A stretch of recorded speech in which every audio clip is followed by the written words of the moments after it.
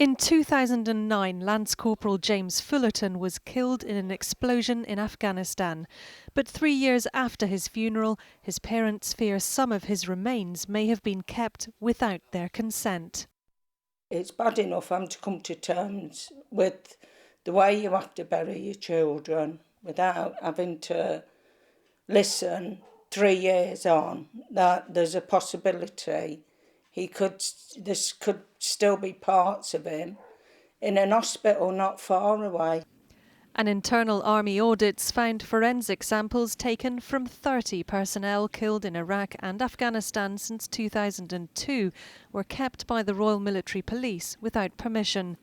The father of Captain James Phillipson, the first soldier who was killed in Helmand Province, is distressed other bereaved families have been let down by the failure to follow procedure. There's absolutely no reason to keep anything. In my son's case, they took a tissue sample, which in reality was just a blood sample.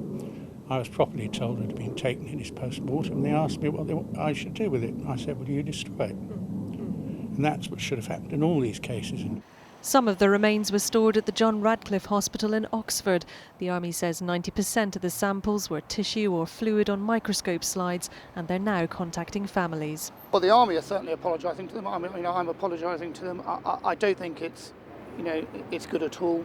It's just clear in this particular case, in a small number of cases, we haven't re-centralised the tissue samples and dealt with them. The Ministry of Defence says swift action has been taken by the Royal Military Police to ensure that something like this never happens again. And an independent civilian officer has been called in to carry out an urgent investigation.